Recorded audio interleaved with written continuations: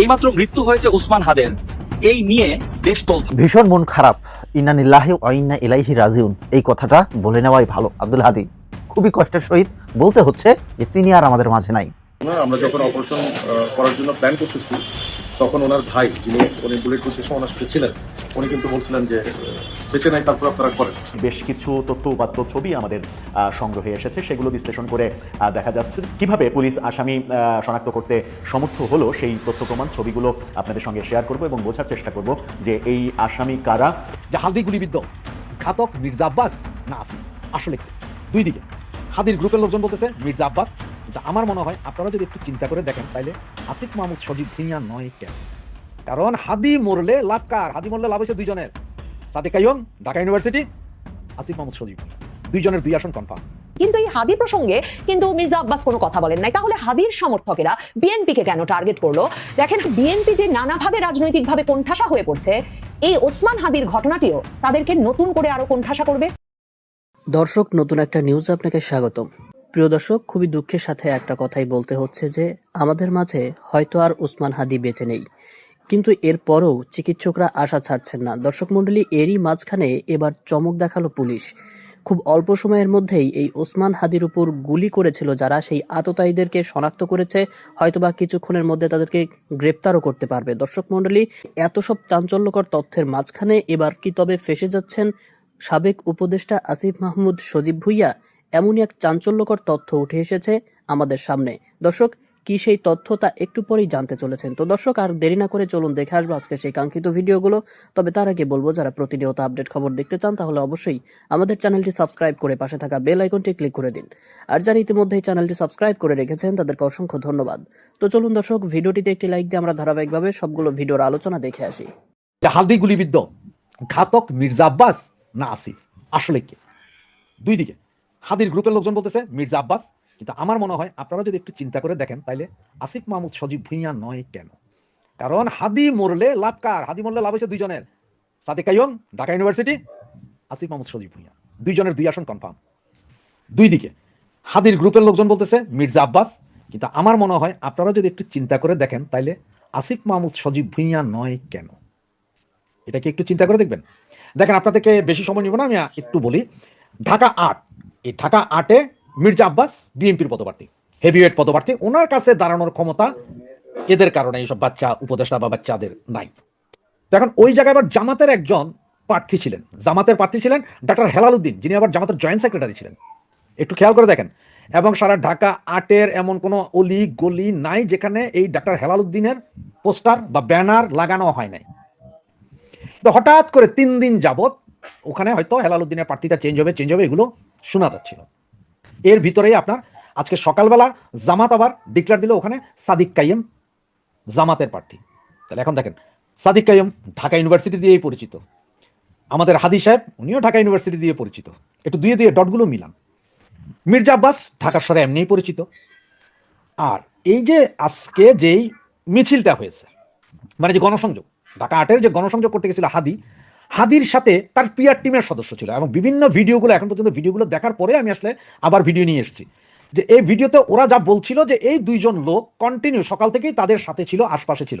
তার মানে ভাই, এই যে হাদি যখন গণসংযোগে গেছে, তাহলে এই দুইজন তার পিআর টিমেরই সদস্য। কারণ এই দুইজন যদি তার পরিচিত না হইতো, তাদের নিজেদের লোক না হইতো, আগে থেকে পরিচিত না থাকতো, তাহলে এই দুইজন লোক সকাল থেকে তাদের সাথে ঘুরতেছে, বিভিন্ন জায়গায় যাইতেছে, এটা ওনারা সন্দেহ করেন নাই কেন, বা তখন ওনারা চার্জ করেন নাই কেন? কারণ ওনারা তো যে কোনো জায়গায় মত করে দিবে, তোরা কারা, আসো বাবা মাইরি। হেলমেট ছিল কিনা তাও জানি না, নাকি হেলমেট বিহীন ছিল কে জানে। সুতরাং ওই দুইজনই নাকি গুলি করছে মোটরসাইকেল থেকে, তার মানে পিআর টিমের সদস্যই গুলি করছে। এখন আমি যে বলছি আসিফ মাহমুদ সজীব ভুঁইয়া নয় কেন, কেন মির্জা আব্বাস, কেন আসিফ মাহমুদ সজীব ভুঁইয়া নয়, এটা একটা কারণ আছে। দেখেন, এই হাদিসও তার পিআর টিমের সদস্য এবং আরও বেশ কিছু ছোট ছোট রাজনৈতিক দল যারা আছে, তারা এই আসিফ মাহমুদ সজীব ভুঁইয়া, তারপরে ওই যে আপনার একটা আছে না দান্তাল কি জানি নাম, ওইটার মাহফুজ, এদের দুর্নীতি নিয়ে কিন্তু ব্যাপক কথাবার্তা চলছিল, যে তারা কিভাবে দুর্নীতি করছে, তাদের বাপেরা কিভাবে দুর্নীতি করছে, এগুলো কিন্তু কারা বলতেছিল? এই হাদি, হাওয়া হাদি আর কি, এরাই বলতেছিল। তো এইটার উপরে ব্যাপক বলতেছিল। তো হঠাৎ করে গতকালকে ওনারা, মানে এটা বাংলাদেশের ইতিহাসে কখনো হয়নি, নির্বাচন ঘোষণার পরে, তফসিল ঘোষণার পরে ওনারা পদত্যাগ করলেন, এবং আজকে এই আসিফ মাহমুদ সজীব ভুঁইয়ার বিশাল শোডাউন বের হয়েছে। এইদিকে শোডাউন, বিশাল শোডাউন, ওইদিকে হাদি ভাই সৌদি আরবের দিকে যাত্রা করেছে। তো সন্দেহের তীরটা তো আসিফ মাহমুদ সজীব ভুঁইয়ার দিকে কি পড়ে না? একটা কথা দেখেন, আসিফ মাহমুদ সজীব ভুঁইয়া বলেছিল কি যে ওরা সশস্ত্র সংগ্রামের জন্য প্রস্তুত ছিল। 5ই আগস্ট যদি শেখ হাসিনার পদত্যাগ না করতেন বা শেখ হাসিনাকে যদি দেশ থেকে বাধ্য করা না যেত, তাহলে ওরা সশস্ত্র সংগ্রাম করতো। এবং সে নিজেই বলেছিল তারা 8,500 না জানি 18,000 লোককে সশস্ত্র অস্ত্রের ট্রেনিং দিবে। আবার আসিফ মাহমুদ সজীব ভুঁইয়ার কাছে 2টা অস্ত্রের লাইসেন্সও ছিল। উনি সেই অস্ত্র নিয়ে এয়ারপোর্ট ক্রস করার চেষ্টাও করেছে বিমান হাইজাকের জন্য, সম্ভবত, জানি না। তাহলে ওনার কাছে অস্ত্র আছে, ওনার কাছে সশস্ত্র ট্রেনিং প্রাপ্ত 8,000 সৈনিক আছে, আবার ওনাদের কাছে ব্যাপক অস্ত্রের মজুদও আছে। এটা ওনাদের কথা, আমার কথা না বা আপনার কথা না, সব তো ওনাদের কাছে আছে। তা হইলে আসিফ মাহমুদ সজীব ভুঁইয়া কেন নয়? একটা কি প্রশ্ন করবেন? কারণ হাদি মরলে লাভ কার? হাদি মরলে লাভ হয়েছে 2 জনের, সাদেক কাইয়ুম ঢাকা ইউনিভার্সিটি, আসিফ মাহমুদ সজীব ভুঁইয়া, 2 জনের 2 আসন কনফার্ম। কারণ হচ্ছে যে আপনারা সবাই ঘৃণা ছড়াবেন কার দিকে? মির্জা আব্বাসের দিকে। সুতরাং লাভ হচ্ছে যে জামাতের সাদেক কাইয়ুম, তিনি ঢাকা ইউনিভার্সিটি, তারপর আপনার হাদি ঢাকা ইউনিভার্সিটি, আসিফ মাহমুদ সজীব ভুঁইয়া উপদেষ্টা ভাই বিশাল। সুতরাং এখন আপনি একটু চিন্তা করেন, 2 4 মিলান। হাদি আহত হওয়ার সাথে সাথে সাদেক কাইয়ুমের নির্বাচন ঘোষণা দেওয়া, সেই জায়গায় যদিও doctor Helal Uddin joint secretary জামাতের ছিল, ওনাকে বাদ দিয়ে সাদেক কাইয়ুমরা আনানো। আবার ওইদিকে আসিফ মাহমুদ সজীব ভুঁইয়ার আজকের বিশাল গণসংযোগ সহ আনন্দ মিছিল, আর ওইদিকে হাদির পিআর টিম থেকে কেউ বা কাহারা ওনাকে নাকি গুলি করে দিয়েছেন।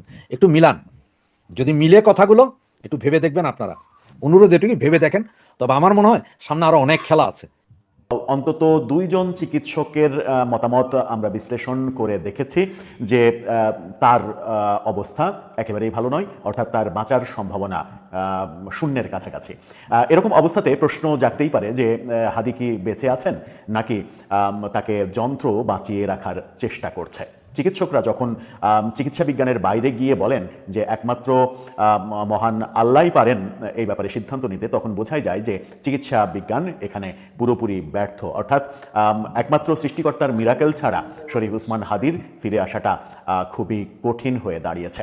কোন কোন চিকিৎসকের কথা বলছি সেগুলো যেমন আলোচনা করব, তেমনি হাদিকে যারা মেরেছে সেই ব্যাপারে গোয়েন্দা পুলিশ বেশ খানিকটা অগ্রসর হয়েছে। পুলিশের বরাত দিয়ে, গণমাধ্যমের বরাত দিয়ে এবং আল জাজিরার সাংবাদিক জুলকার নায়ারের শায়ের বরাত দিয়ে বেশ কিছু তথ্য উপাত্ত ছবি আমাদের সংগ্রহে এসেছে। সেগুলো বিশ্লেষণ করে দেখা যাচ্ছে যে পুলিশ খুবই মানে দ্রুততার সাথে আমার মনে হয় যে আসামি শনাক্ত করতে সমর্থ হয়েছে, যদিও পুলিশের পক্ষ থেকে আনুষ্ঠানিকভাবে এই ব্যাপারে কিছুই বলা হয়নি।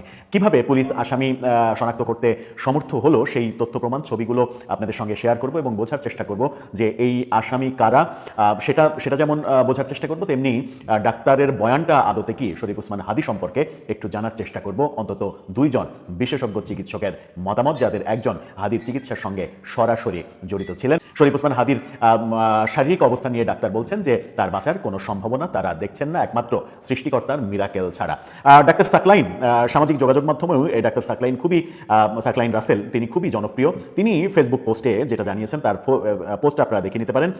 তিনি লিখেছেন, হাদি ভালো নেই, জীবনের কঠিনতম সময় পার করছেন তিনি, মস্তিষ্কের খুবই ঝুঁকিপূর্ণ স্থানে গুলিবিদ্ধ হয়েছেন, ভরসা কেবলমাত্র আল্লাহ পাক, চিকিৎসকরা যুদ্ধ করছেন, আমাদের দোয়া ছাড়া কিছুই করার নাই। একজন ডাক্তার যখন এরকম বক্তব্য দেন তখন খুব সহজেই বোঝা যায় যে বাস্তবতাটা কি। এই কথা যখন বলছি তখন আমরা একটু যাই তাকে কারা মারল। আমাদের উপমহাদেশের রাজনীতির ইতিহাসে বহু উদাহরণ এরকম রয়েছে যে সব থেকে বিশ্বস্ত কিংবা কাছের মানুষদেরকেই বিশ্বাসঘাতক হিসেবে মানে বাছাই করতে হয়, কিংবা বিশ্বাসঘাতকতার রোল কাছের মানুষরাই প্লে করে। হাদির ক্ষেত্রেও সেটাই হয়েছে। যে 2 জন তাকে গুলি করেছে ধারণা করা হচ্ছে এবং পুলিশের ইনভেস্টিগেশনে সেরকমটাই উঠে আসছে, যে 2 জন তাকে গুলি করেছে সেই 2 জন হাদির নির্বাচনী ক্যাম্পেইনে আজকেও অংশগ্রহণ করেছে এবং একসাথে জুম্মার নামাজ পড়েছে। হাদির দলের পক্ষ থেকে, ইনকিলাব মঞ্চের পক্ষ থেকে বলা হয়েছে যে তারা মানে হাদিকে ভালোবাসে এইভাবে এটা বলে অ্যাপ্রোচ করে দলে ক্যাম্পেইনে ঢুকেছে, কিন্তু তাদেরকে তো আমরা বুঝতে পারিনি, চিনতে পারিনি। তারা মাস্ক পরেছিল, মাস্ক আমরা খুলতে বলেছি, কিন্তু তারা বলেছে যে ওপেন হলে সমস্যা আছে আমাদের, আমরা মাস্ক পরেই থাকি। তারপরে তারা মেনে নিয়েছে যে মাস্ক পরেই থাকুক, ঠিক আছে। কিন্তু সেই বক্তব্যটা কতটুকু গ্রহণযোগ্য সেটা একটা বড় বিষয়। শুধুমাত্র আজকেই হঠাৎ করে জুম্মার নামাজ পড়ে ক্যাম্পেইনে অংশগ্রহণ করলো, আজকেই বিশ্বাস করে ফেললো ব্যাপারটা সেটা, নাকি বেশ কিছুদিন ধরেই হাদির সঙ্গে উঠাবসা করছে, সেটা হয়তো তদন্তে বেরিয়ে আসবে। এদিকে জুলকারনাইন শাহের আল জাজিরার সাংবাদিক, তিনি এবার প্রথমে একটা সিসিটিভি ফুটেজ দেখে নিন, যেটা পেছন থেকে দেখা যাচ্ছে। রিকশার পেছন থেকে মোটরসাইকেল নিয়ে হাদিকে গুলি করা হলো। সেই সিসিটিভি ফুটেজটা আপনারা দেখে নিন। সেখানে দেখা যাচ্ছে যে এই যে রিকশাটা যাচ্ছে, রিকশার পেছন থেকে মোটরসাইকেলটা গেল, মোটরসাইকেলের দুইজন এবং মোটরসাইকেল তার পাশাপাশি গিয়ে তারপরে গুলি করে। এবং হাদির সঙ্গে যারা যে ছেলে ছিলেন তিনি বলেছেন যে 3টি গুলি করতে শোনা গেছে, এরকম শব্দ শোনা গেছে। এই সিসিটিভি ফুটেজ যখন পেছন থেকে দেখা যাচ্ছে, তখন আমরা একটু সামনে যাই। সেটা প্রকাশ করেছেন জুলকারনাইন শাহের, তিনি ফ্রন্ট ভিউ, একেবারে সামনের ভিউ প্রকাশ করেছেন। সেই ছবি প্রকাশ করে তিনি সামাজিক যোগাযোগ মাধ্যমে একটা পোস্ট করেছেন। সেই ছবিটা দেখে নিন, তার পোস্টটা। সেখানে বলেছেন, গুলিবর্ষণের ঠিক পূর্ব মুহূর্তে রাস্তা পার্শ্ববর্তী একটি ক্যামেরায় ধারণকৃত সিসিটিভি ফুটেজ থেকে নেওয়া এই ছবিতে আততায়ীর মোটরসাইকেলের মডেল ও পোশাকের ব্যাপারে পরিষ্কার ধারণা পাওয়া যায়। আমি মোটরসাইকেলের মডেল টডেল এগুলো অত ভালো বুঝি না। মোটরসাইকেল আপনারা এই ছবি দেখলে হয়তো অনেকেই বলতে পারবেন যে সবুজ মাঠগার্ডের এই গাড়িটা কি মডেলের গাড়ি। এটা আইনশৃঙ্খলা রক্ষাকারী বাহিনীর পক্ষে এটা খুবই সহজ এখন ব্যাপার। আর মোটরসাইকেলে যে দুজন বসে আছে, সেই দুজনের পোশাক, পরনের নীল প্যান্ট, গায়ে চাদর, পরনে নীল পাঞ্জাবি, আরেকজনেরও পাঞ্জাবি। এই পোশাকটা আমরা দেখেছি মোস্তফা সরোয়ার ফারুকের পোস্ট করা একটা পোস্টে। সেটা আবার একটু দেখে নিন। সেখানে একেবারে ইন্ডিকেট করে সেই ছবিতে দ্য ডিসেন্ট নামের একটা প্রতিষ্ঠান, তারা ইন্ডিকেট করে সেই ছবি সামনে নিয়ে এসে বলার চেষ্টা করেছে যে এই দুজনই হাদির পাশে একজন বসে আছে এবং তারা নির্বাচনী ক্যাম্পেইনে ছিল, যারাই পরবর্তীতে মোটরসাইকেল নিয়ে হাদির ওপরে গুলি চালায়। এই হচ্ছে সব মিলিয়ে ব্যাপার। আমার মনে হয় যে আইনশৃঙ্খলা রক্ষাকারী বাহিনী খুব কাছাকাছি চলে গেছেন যে এই ঘটনা কারা ঘটিয়েছেন সেই ব্যাপারে। হয়তো আজকের রাতের মধ্যেই কিংবা কালকের মধ্যেই আমরা পরিষ্কার হয়ে যেতে পারবো যে এই ঘটনার পেছনে কারা রয়েছে, যদি আইনশৃঙ্খলা রক্ষাকারী বাহিনী সেটা প্রকাশ করেন। সেই ক্ষেত্রে তাদেরকে গ্রেপ্তার করা কতটা সম্ভব হবে, কতটা হবে না, সেটা তারা বুঝবেন। তবে ওসমান হাদির শারীরিক অবস্থার ব্যাপারে ডাক্তার যেহেতু একেবারে হতাশ এবং ডাক্তার মহান সৃষ্টিকর্তার আনুকূল্য চেয়েছেন, সেরকম মুহূর্তে বলাই যায় যে আমার মনে হয় যে একটা বাজে খবর, একটা দুঃখের খবর আমাদের শোনার জন্য প্রস্তুত থাকতে হবে। সেই দুঃখের খবরটা কিছু মানুষের কাছে অবশ্য দুঃখের খবর, আর কিছু মানুষের কাছে হয়তো সুখের খবর, যেটা আমরা কখনোই প্রত্যাশা করি না। আমরা চাই রাজনীতিটা এই হিংসার চাষাবাদ থেকে বেরিয়ে এসে ইনক্লুসিভ একটা পরিবেশ পাক, রাজনীতিটা সহনশীল হোক এবং রাজনীতিতে এক ধরনের সহমর্মিতা তৈরি হোক, যেখানে একজন আরেকজনের খারাপ খবরে খুশি হবে না কিংবা খুশি হওয়ার মতো উপলক্ষও কেউ তৈরি করে দেবে না। তারেক রহমান ভার্চুয়ালি এক সভায় যোগ দিয়ে বলেছেন যে ওসমান হাদিকে গুলি করার ঘটনায় তিনি তীব্র নিন্দা এবং ক্ষোভ প্রকাশ করেছেন। শুধু তাই নয়, তিনি ছাত্র দল সহ দলের সবার প্রতি আহ্বান জানিয়েছেন সরকারকে, বিশেষ করে আইনশৃঙ্খলা বাহিনীকে সহযোগিতা করতে, যেন তারা সুষ্ঠু তদন্ত করে দুষ্কৃতকারীদের খুঁজে বের করতে পারেন। মানে ছাত্র দল কেন পুলিশকে বিশেষভাবে এক্ষেত্রে সহযোগিতা করতে পারবে সেটা ঠিক আমার কাছে পরিষ্কার না হলেও, ওসমান হাদির এই ঘটনার পর তারেক রহমান প্রসঙ্গেও আলোচনা হচ্ছিল যে তারেক রহমান যে দেশে ফিরতে নানা কারণে শঙ্কিত বোধ করেন, যার মধ্যে একটা কারণ হিসেবে বিএনপির নেতৃবৃন্দ প্রায়শই নিরাপত্তার হুমকির কথা বলেন। ওসমান হাদির ওপর একজন নির্বাচনের প্রার্থী জনসংযোগ কাজের জন্য ঢাকা শহরে প্রকাশ্য দিবালোকে গুলিবিদ্ধ হবার পর নিশ্চয়ই সে শঙ্কা আরো বৃদ্ধি পাবে। এনসিপির নেতৃবৃন্দ সরাসরি বলেছেন, মানে এনসিপির নাসিরউদ্দিন পাটোয়ারি বলেছেন যে ওসমান হাদির ওপর যে ঘটনা ঘটেছে সেটা তাদের যে কারো ওপর ঘটতে পারে, তারা সবাই জীবনের শঙ্কার মধ্যে আছেন এবং তারা তবু জীবনকে ঝুঁকির মধ্যে ফেলেই দেশের জন্য কাজ করে যাবেন। বিএনপির কিন্তু একেবারে মির্জা ফখরুল ইসলাম আলমগীর থেকে শুরু করে সকলে তড়িৎ গতিতে নিন্দা জানিয়েছেন, ক্ষোভ জানিয়েছেন এবং বিএনপির মির্জা আব্বাস, যিনিও কিনা ঢাকা ৮-এর প্রার্থী এবং ঢাকা ৮-এর আসলে সবচেয়ে শক্তিশালী প্রার্থী, ওই আসনটি তার বরাবরের মানে একটা শক্ত ভিত্তি, মির্জা আব্বাসের ঘাঁটি ঢাকা ৮ আসন, সেই আসনের প্রার্থী মির্জা আব্বাস ঢাকা মেডিকেল কলেজে যাবেন ওসমান হাদিকে দেখতে। ওসমান হাদি হাসপাতালে ভর্তি হওয়ার কিছুক্ষণের মধ্যেই এই খবরটা ছড়িয়ে পড়ে, সংবাদ মাধ্যম সেটার শিরোনাম করে। কিন্তু মির্জা আব্বাস ওই মানে ঢাকা মেডিকেল কলেজে পৌঁছানোর পর ভুয়া স্লোগান শুরু করেন হাদির সমর্থকেরা সেখানে, এবং সেখানে জরুরি বিভাগের সামনে যে মাত্র মির্জা আব্বাস পৌঁছন বিকাল 4টার দিকে, তখন পরিস্থিতি এতটা উত্তপ্ত হয়ে ওঠে, এই ভুয়া স্লোগান দিতে দিতে হাদির সমর্থকেরা এত ক্ষুব্ধ হয়ে ওঠেন যে তারা কিন্তু মির্জা আব্বাসের দিকে একরকমের তেড়ে যান।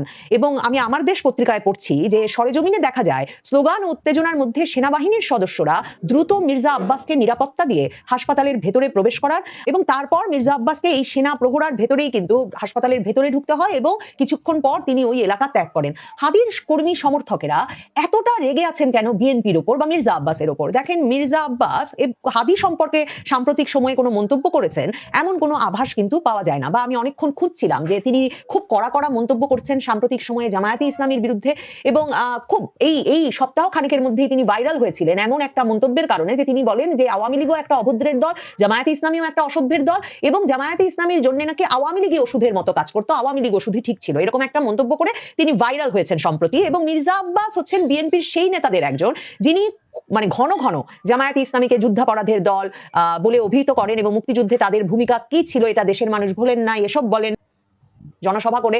এবং তিনি এটাও বলেন যে এই যে জান্নাতের টিকিট বিক্রি করছে একটা দল, সেই দলটা থেকে যাতে সাধারণ মানুষ সাবধান থাকে, এবং তারা ধর্মকে হাতিয়ার হিসেবে ব্যবহার করছে। মানে মির্জা আব্বাস কিন্তু প্রায় নিয়মিত সংবাদ শিরোনামে আছেন, এবং তিনি মূলত জামাত ব্যাশিং করে, মানে জামায়াতের সম্পর্কে বিভিন্ন কটু কাটব্য করে, কটু কথা বলে, কড়া কথা বলেই শিরোনামে থাকেন।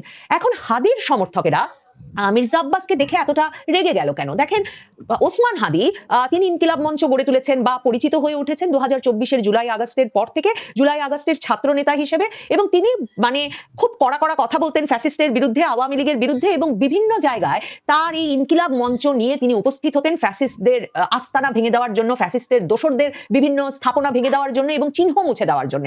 এবং এমন সব কথা বলেও কিন্তু হাদি ভাইরাল হয়েছেন যে মানে আর আপনাদের কথায় আমরা এখানে ইনকিলাব মঞ্চ যাও, গিয়ে এটা ভেঙে আসো, ওই ইনকিলাব মঞ্চ ওখানে যাও, ওটা ভেঙে আসো, আপনাদের কথায় আর ফিরি ফিরি এসব ভাঙচুর আমরা করব না, এসব কথা বলেও হাদি ভাইরাল হয়েছেন। হাদি একটা খুব মানে তার মধ্যে একটা বরিশালের যে একটা অকৃত্রিম স্বতঃস্ফূর্ততা থাকে, একটা স্পষ্টবাদিতা থাকে, সেই জিনিসটা তার মধ্যে আছে, এবং তিনি খুব কট্টর ফ্যাসিস্ট বিরোধী, এবং মানে রীতিমতো নানা রকম ক্ষোভের বহিঃপ্রকাশের সঙ্গে তিনি এই 15 মাসও কিন্তু জড়িত ছিলেন। কিন্তু এই হাদি প্রসঙ্গে কিন্তু মির্জা আব্বাস কোনো কথা বলেন নাই। তাহলে হাদির সমর্থকেরা বিএনপিকে কেন টার্গেট করলো?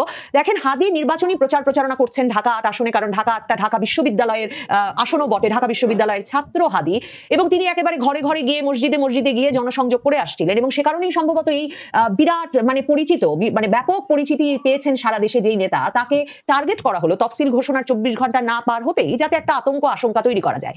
কিন্তু ঢাকা 8-এ তিনি প্রচারণা শুরু করার পরেই কিন্তু ঢাকা 8-এ মির্জা আব্বাস ছাড়াও জামায়াতের যে মনোনীত প্রার্থী, তিনিও খুব হেভি ওয়েট প্রার্থী ডক্টর হেলাল উদ্দিন, তিনি ব্যাপক banner, festoon, medical camp, van, rickshaw, গরিবদের মাঝে বিতরণ, নানা রকম কর্মসূচি পালন করে আসছিলেন। কিন্তু একটা জোর গুঞ্জন ছিল যে জামায়াতে ইসলামী হয়তো ডক্টর হেলাল উদ্দিনকে সরিয়ে নিয়ে ঢাকা 8 আসনে ছাত্র প্রতিনিধি হিসেবে, ঢাকা বিশ্ববিদ্যালয়ের প্রতিনিধি হিসেবে, এবং জুলাই আগস্ট আন্দোলনের গুরুত্বপূর্ণ নেতা হিসেবে ইনকিলাব মঞ্চে হাদিকে সমর্থন দেবেন। এই গুঞ্জনটা যখন বেশ জোরদার হয়ে উঠছিল, সেই সময়ে এই খবর বেরিয়ে আসে যে ঢাকা 8 আসনে জামায়াত ঠিকই তাদের মনোনয়ন পরিবর্তন করছে, ডক্টর হেলাল উদ্দিনকে সরিয়ে নিচ্ছে বটে, তবে সেই আসনে তারা প্রার্থী হিসেবে দাঁড় করাতে যাচ্ছে ডাকসু ভিপি সাদিক কায়েমকে। এবং সাদিক কায়েমের কাছে আজকে যখন এই খবর পৌঁছেছে যে ওসমান হাদি গুলিবিদ্ধ হয়েছেন, তখন সাদিক কায়েম ফেসবুকে স্ট্যাটাস দিয়ে সরাসরি বলেছেন যে অভ্যুত্থান শুরু হবে, রাজধানীর ছাত্র জনতাকে প্রস্তুত থাকার আহ্বান জানিয়েছেন তিনি, এবং তিনি বলেছেন যে ওসমান হাদিকে গুলি করা হলো চাঁদাবাজ ও গ্যাংস্টারদের কবল থেকে ঢাকা সিটিকে মুক্ত করতে অচিরেই আমাদের অভ্যুত্থান শুরু হবে। মানে সাদিক কায়েম সরাসরি তখন কিন্তু চাঁদাবাজ এবং গ্যাংস্টারদের কবল থেকে মুক্ত করতে অভ্যুত্থান শুরু হবে বলছেন। মানে জামায়াতে ইসলামী গত 15 মাসে নাম না উল্লেখ করেই বিএনপিকে যে নামে অভিহিত করে সেটা যে চাঁদাবাজ, এবং মানে চাঁদাবাজের দল বললে সাথে সাথে যে আঙুল আসলে বিএনপির দিকে ওঠে, এটা বাংলাদেশের রাজনীতি যারা পর্যবেক্ষণ করেন তারা খুব ভালো করে জানেন। মানে একদিকে যেমন বিএনপি যখন বলে যারা ধর্ম ব্যবসা করছে, সেটা যেমন বোঝা যায় সেটা জামাত, ফ্যাসিস্টের দল বললে যেমন বোঝা যায়, কিংবা তারেক রহমান যে বলেন পতিত স্বৈরাচার, সেটা বললে যেমন বোঝা যায় আওয়ামী লীগ, ঠিক তেমনি চাঁদাবাজ দল বললেই যে বিএনপির দিকে আঙুল তোলা হয়, সেটা কিন্তু জামায়াত 15 মাসে প্রতিষ্ঠা করে ফেলেছে। তার মানে যে মাত্র ওসমান হাদির গুলির প্রতিক্রিয়া জানালেন সাদিক কায়েম, তিনি বললেন তিনি চাঁদাবাজ এবং গ্যাংস্টারদের কবল থেকে ঢাকা সিটিকে মুক্ত করতে চান, তার মানে বিএনপির দিকে আঙুল তুললেন কিন্তু সাদিক কায়েম, যিনি কিনা ঢাকা 8-এ ওসমান হাদির আসনে জামায়াতে ইসলামীর সম্ভাব্য প্রার্থী হতে যাচ্ছেন। এবং ওসমান হাদির কিন্তু একটা সম্ভাবনা ছিল যিনি কিনা জামায়াতে ইসলামীর সমর্থন পাবেন বলে এই আসনে একটা জোর গুঞ্জন ছিল। তবে ওসমান হাদি যখন শুনেছিলেন যে জামায়াত থেকে সাদিক কায়েম দাঁড়াবেন, তখন কিন্তু তিনি ফেসবুক পোস্ট দিয়ে বলেছিলেন সাদিক কায়েম আমার ভাই, তিনি নির্বাচন করলে ঢাকা 8-এ জার্নিটা দারুণ হয়ে উঠবে, কারণ জুলাই জজবার 2 প্রাণ একই আসনে প্রতিদ্বন্দ্বিতা করব, সাদিকের জন্য অনেক দোয়া। তো ওসমান হাদির কোন কর্মীরা এবং কোন সমর্থকেরা বিএনপিকে ভুয়া মানে মির্জা আব্বাসকে, বিএনপির স্থায়ী কমিটির সদস্য, বিএনপির হেভিওয়েট প্রার্থী মির্জা আব্বাসকে হাসপাতালে দেখা মাত্র ভুয়া স্লোগান দিতে তেড়ে গেল, এবং কেন তারাও তাদের অভিযোগের আঙুল বিএনপির দিকে তুলছে, যখন বিএনপির তারেক রহমান থেকে শুরু করে সবাই তীব্র নিন্দা ক্ষোভ জানিয়েছেন। তারেক রহমান ছাত্র দলকে সহযোগিতা করতে বলেছেন, পুলিশ যাতে তাড়াতাড়ি দুষ্কৃতকারীদের বের করতে পারে সেজন্য। সেটা নিশ্চয়ই একটা রাজনৈতিক হিসেব নিকেশ করলে বুঝতে অসুবিধা হয় না। তাহলে ওসমান হাদির পরিস্থিতি যদি আরো সংকটাপন্ন হয়, ওসমান হাদির যা পরিস্থিতি দাঁড়াক না কেন, এই যে বিএনপির দিকে আঙুল তোলা হলো, নির্বাচনী তফসিল ঘোষণার 24 ঘন্টার কম সময়ের মধ্যে এই এত বড় সহিংসতার ঘটনায়, সেটা বিএনপিকে সম্ভবত বেকায়দায় ফেলবে। মির্জা আব্বাসকে তো বেকায়দায় ফেলবেই ঢাকা 8 আসনে। মানে তিনি কি তার নির্বাচনী এলাকায় বের হলেও তাকে এ ধরনের ভুয়া স্লোগান আর সেনা নিরাপত্তায় চলাচল করতে হবে? তার মানে বিএনপি যে নানাভাবে রাজনৈতিকভাবে কোণঠাসা হয়ে পড়ছে, এই ওসমান হাদির ঘটনাটিও তাদেরকে নতুন করে আরো কোণঠাসা করবে। কারণ মনে রাখবেন, সাদিক কায়েম বলেছেন এর প্রতিক্রিয়ায় চাঁদাবাজ এবং গ্যাংস্টারদের বিরুদ্ধে তার নতুন অভ্যুত্থান শুরু হতে যাচ্ছে। ওসমান হাদি গুলিবিদ্ধ হওয়ার আগেই বলছিলেন যে ফ্যাসিস্ট এবং ফ্যাসিস্টের দোসররা তাকে ফোনের পর ফোন করে তাকে এবং তার পরিবারকে হত্যা, ধর্ষণ এসবের হুমকি দিয়ে আসছে। এবং সামাজিক যোগাযোগ মাধ্যমে অনেক উপদেষ্টারা সহ নেতৃত্বস্থানীয় অনেক ব্যক্তি আওয়ামী লীগের দিকে আঙুল তুললেও বিস্ময়কর যে জামায়াতে ইসলামীর সম্ভাব্য প্রার্থী ঢাকা 8 আসনে এক্ষেত্রে আঙুল তুলছেন বিএনপির দিকে, আর বিএনপি নেতাকে কিনা সেনা নিরাপত্তায় ঢাকা মেডিকেল কলেজ হাসপাতাল ছাড়তে হচ্ছে। প্রিয় দর্শক, আমি আশা করছি সবগুলো ভিডিওই আপনি মনোযোগ সহকারে দেখেছেন। সেই সাথে দর্শক, এই ভিডিওগুলো সম্পর্কিত যদি কোনো তথ্য বা মতামত থাকে তাহলে তো অবশ্যই কমেন্ট করে জানিয়ে দিন। এতক্ষণ সাথে থাকার জন্য ধন্যবাদ। নিউজটি শেষ করছে এখানেই, ফিরছে আগামী ভিডিওতে নতুন কোনো টপিক নিয়ে। আল্লাহ হাফেজ।